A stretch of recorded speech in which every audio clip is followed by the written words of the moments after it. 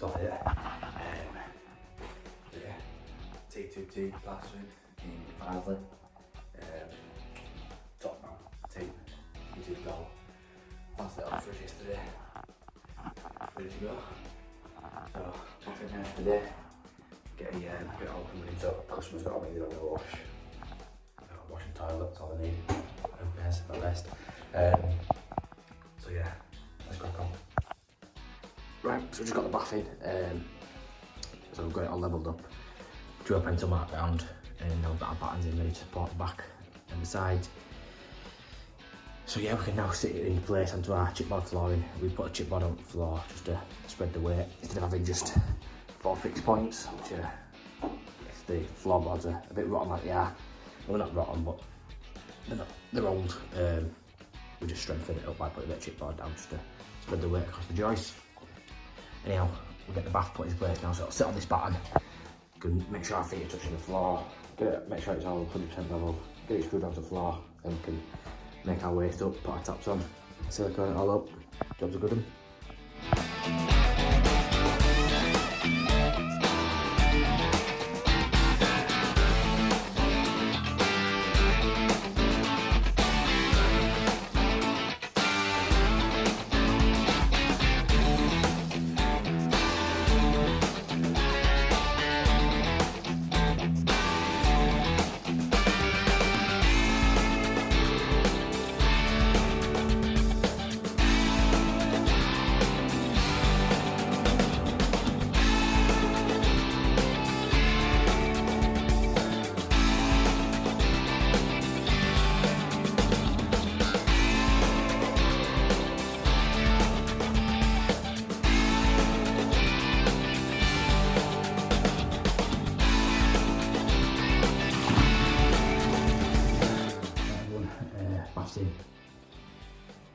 So I piped up ready for him to use.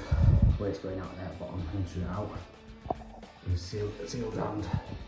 That's been SMH's first seal. So what we'll do is seal around the wall and we'll tile it, and then we'll seal it again to have that double seal, just a bit of a safety measure, I suppose. But yeah, not everyone does it, but I like to do it. So yeah, all ready for the electrician tomorrow, and then John's coming back in the week. All been good. So next time I'm here, I'll be tiles on, ready to go, so I can fix. So yeah, let's get on to the next job. Right people, just been called out to this leak on the stop tap. You can see under there.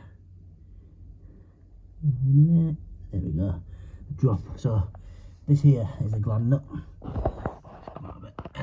So yeah, this here is a gland nut, and if you turn your stop top off recently, they can begin to drip. So for all you homeowners out there, you might be able to save yourself a little bit of money here. If it ever happens to you, grab yourself a adjustable spanner, a pair of grips or something, get onto that.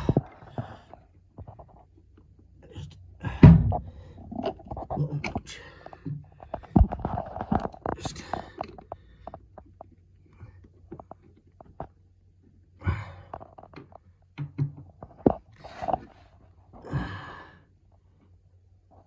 it's hard to tell that it's the net or not.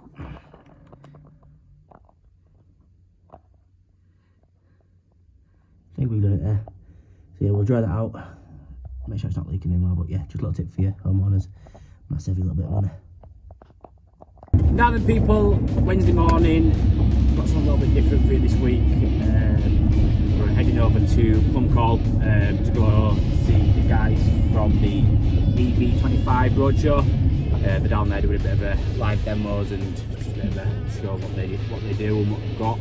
So we'll head over, hopefully they'll do a little demonstration for us. First of all, don't forget to hit the like, subscribe, comment, follow us on Instagram.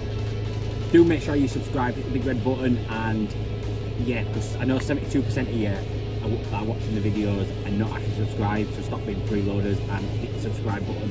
Let's get the final push for the 2K. If we can get it by next week's video, that would be great. Can't wait. Looking forward to getting 2K. So yeah, much help. Give it a share, give it a subscribe. Let's get over there.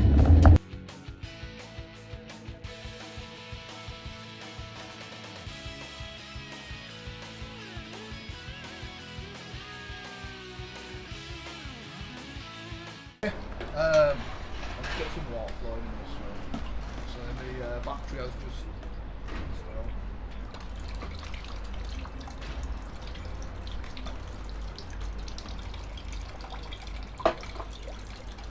So if you do have leaking gutters, anything like that, leaking pipes, anything where you've got an actual flowing water, what you can use is get a good bead of the sealant in there.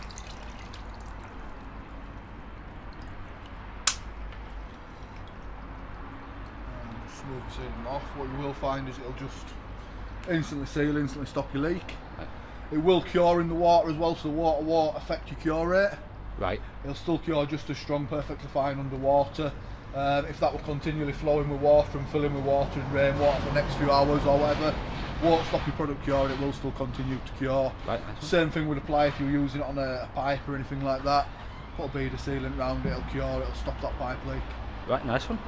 So you can actually use it underwater then? You can use it underwater, yeah, work perfectly fine underwater. No issues in using it underwater at all. If you were using it actually physically in a tank of water, you could stick 2 substrates in there, right, and it would cure. Wouldn't recommend it to be permanently in the water. Right. So if it were like in a pond or a pool or something like that, I wouldn't recommend it to stay in there. Yeah. But if you had some actually physically underwater that you had to stick to stop it leaking, as long as that's going to drain at some point, absolutely fine. All right, nice. It'll still cure, it'll still bond. Sanitary grade XS2, so it's a high sanitary rating, so great for mould resistance for around showers, baths, anything like that. Food safe as well, so for kitchen fitting, yeah, worktops, sinks, anything like that, perfectly fine anywhere. We've got food contact, 20% flexibility, so it will flex and it will move, so you will still get any flexion or any movement, whether it be on a pipe or whether it be on your baths, right, showers, anywhere where you've got a lot of movement, it'll cope with that movement as nice well. One. Is it because I had it a couple of weeks ago a sink asking for acid-free silicone. So is that acid-free, yeah. Yeah. So it's an EC1 rating, so it's an environmentally friendly product. Right. There's no solvents in there, and there's no acid. So where some of your silicones, you get like stocks of silicons, right, where they release an acid on cure. Right. There's none of that with this. It's completely neutral. All right. That's so it'll work on in terms of sort of substrates. Difficult sort of to bond ones, things like perspex. It'll work on soft metals like lead, right, things like that. It doesn't have anything that'll eat into a material, right, or corrode a material. Right. So other than sort of things like bitumen, which can sort of leach into it, yeah, or things like Teflon, that type of material, which nothing tends to bond well to Teflon.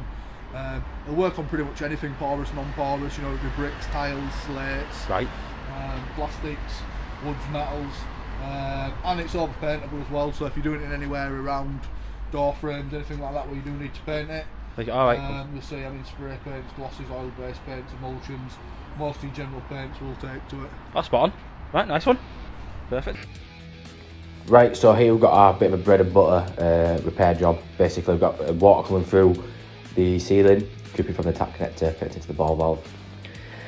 Quite an easy repair if you know what you're doing. So isolate your water, push down your ball valve, take the pressure out of there. Undo your nut, you'll find a perished red washer on there. Usually stock these in the van, pretty cheap. So straight replacement, tighten it all back up. Don't over tighten it, as you can do more damage than it was worth, and then you're actually back to square one. Once you're happy that it's tight, reinstate your water, check that your ball valve's still shutting off. Happy days, happy customer. Right, doing a vanity swap. So got this leftover silicone off the old vanity. So what I use is, I've showed you before, this multi-solve from Sealant. So do a little spray on top, don't need too much. Then once that's sprayed on, literally you don't have to wait 15 minutes like it was. Once it's on the knife blade. Literally, comes off as easy as that.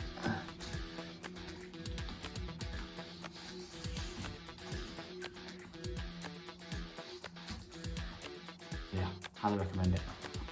It's not the same company that makes CT1. It's not English illuminator. Could grab yourself from multiple uses. Really good. Go check it out.